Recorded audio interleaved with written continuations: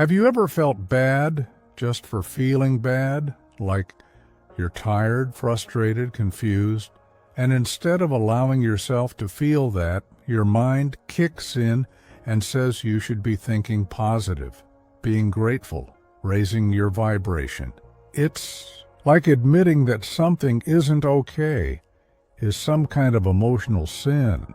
Like feeling pain means you're failing, and that's where a lot of people get lost.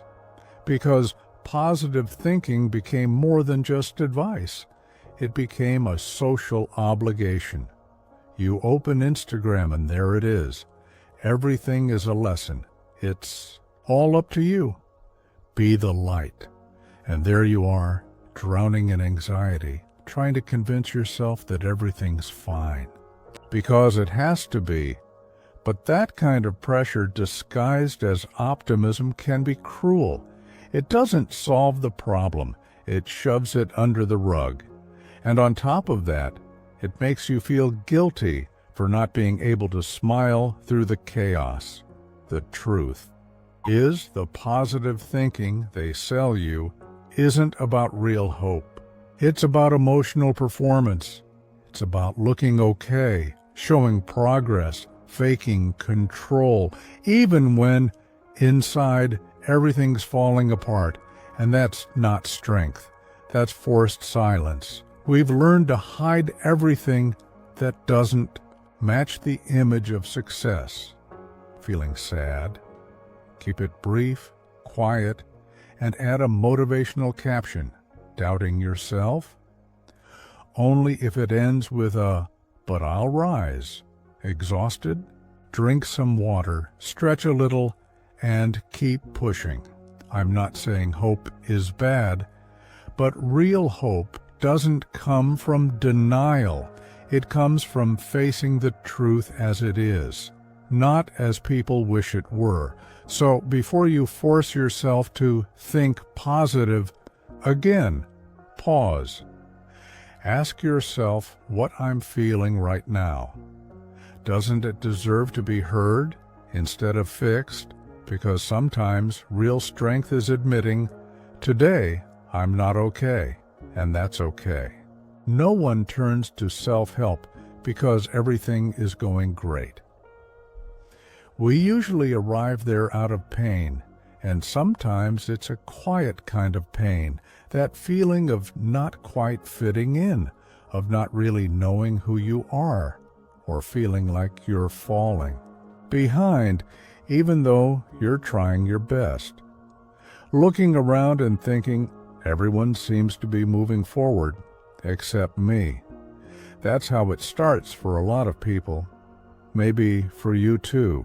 You hear a podcast, see a book recommendation, watch a motivational video that just pops up, and somehow it speaks directly to your anxiety. It says you can do more, that your life can change, that it's all in your hands.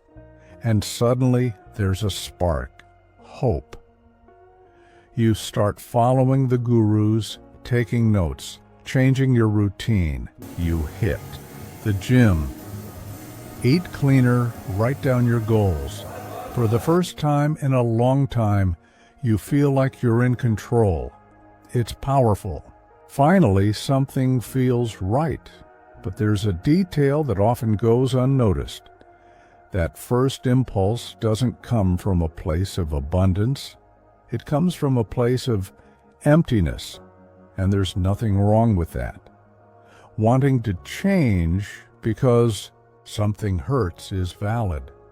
But that's also the moment you're most vulnerable, because with pain exposed, any confident voice sounds like salvation. Every clever quote feels like truth.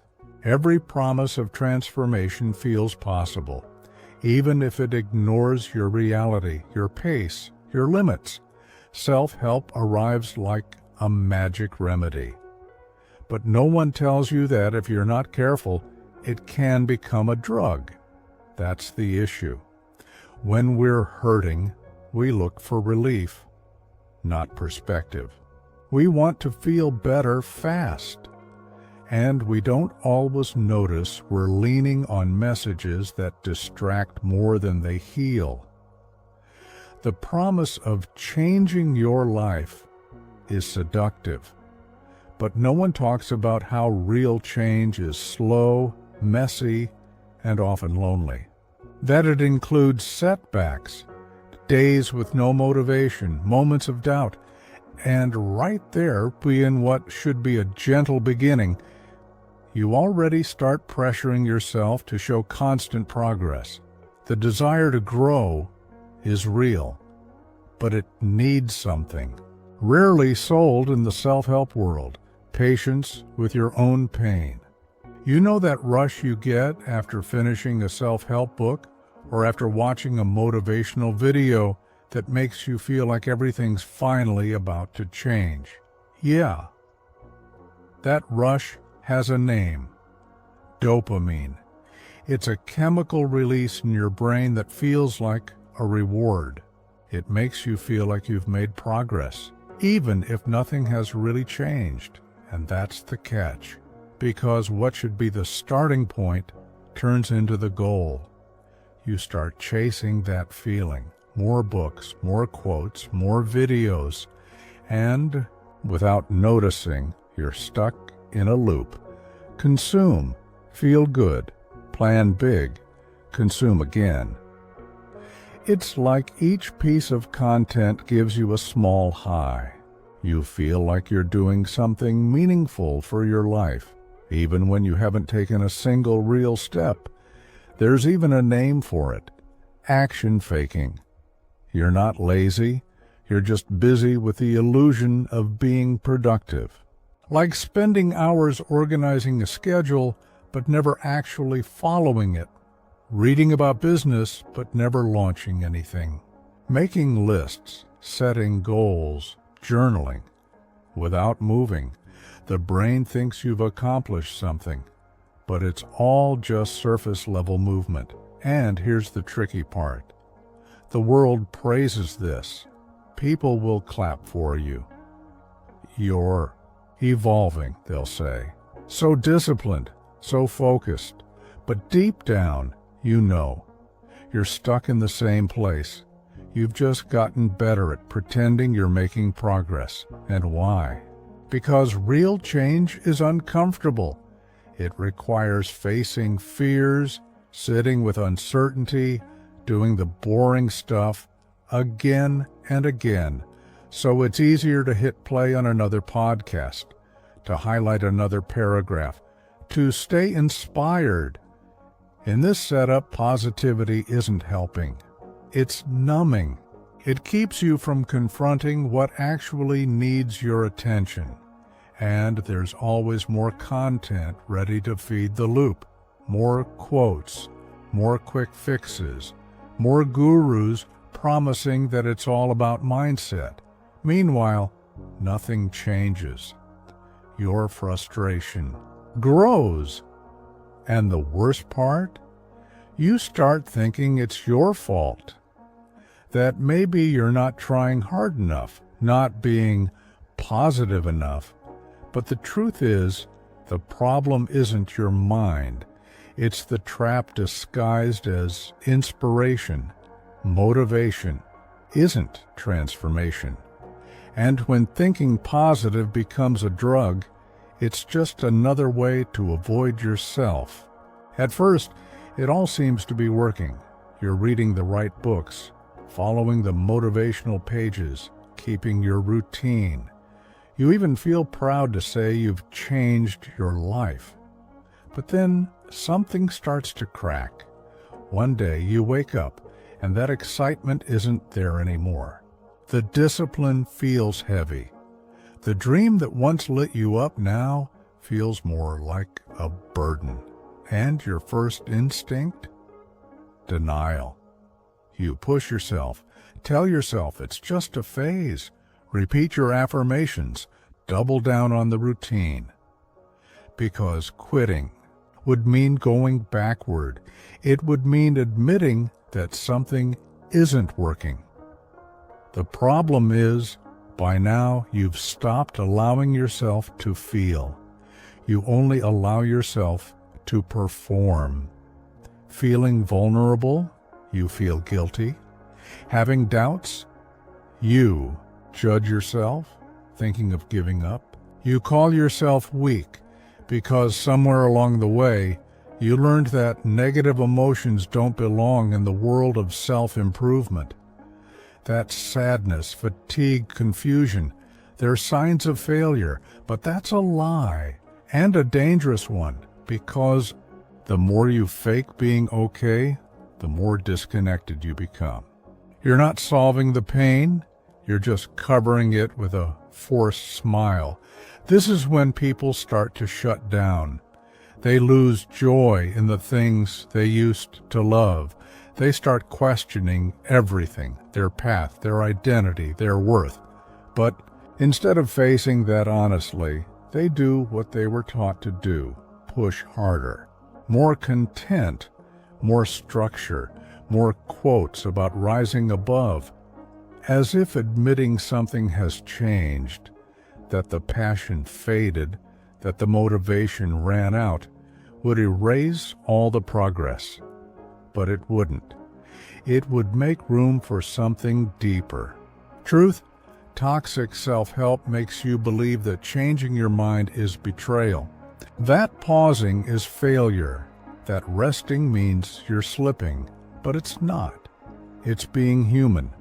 Sometimes real growth looks like stepping back, like admitting you're tired, like allowing sadness without rushing to fix it. Faking happiness doesn't protect you. It isolates you. You don't have to smile while you're drowning. You don't have to perform confidence while you're falling apart inside. What you need is space to be honest about where you are, without guilt, without shame, without a fake motivational script, because that's where real change begins. In truth, not in pretending. Here's something you don't hear often in the self-help world. Real growth isn't always pretty. It's not linear. It's not always inspiring. And most of the time, it's not clean. More often, it's confusing, exhausting, lonely. And yes, it comes with bad days, days when you question everything, days when you don't feel like getting out of bed even if everything should be going well, and that's okay. You don't need to feel motivated every day to be on the right path. You don't need to wake up with purpose every morning to be growing. You don't need to feel strong all the time to be evolving. We've been taught that growth looks like progress, gratitude, high energy. But sometimes growth looks like falling apart and still choosing to stay. Sometimes it's pausing, admitting you don't know, letting go of what no longer fits, giving yourself permission to feel things you don't fully understand yet. That's not failure. That's honesty. It's strange how we can be so compassionate with others and so harsh with ourselves. If a friend told you they were exhausted and lost, you'd listen. But when it's you feel like you're doing something wrong. I should be grateful. Other people have it worse. I have so much going for me. Why am I like this? But emotions don't work on logic or comparison. They just ask to be felt. And when we ignore them, they don't go away. They grow louder. Psychology shows us that accepting your emotions, not pushing them away, is essential to real change.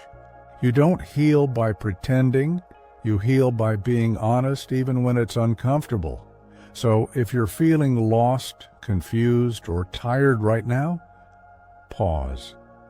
Maybe you don't need another hack. Maybe what you really need is permission to feel, to rest, to stop performing. You're not broken. You're just being human, and in a world that demands constant positivity, sometimes the most radical thing you can do is say, "Today, I'm not okay, and I'm going to let that be okay." If this video resonated with you, hit subscribe. Here, we talk about real life, without the pressure, and let me know in the comments where you're watching from. I'd love to see how far this conversation is reaching.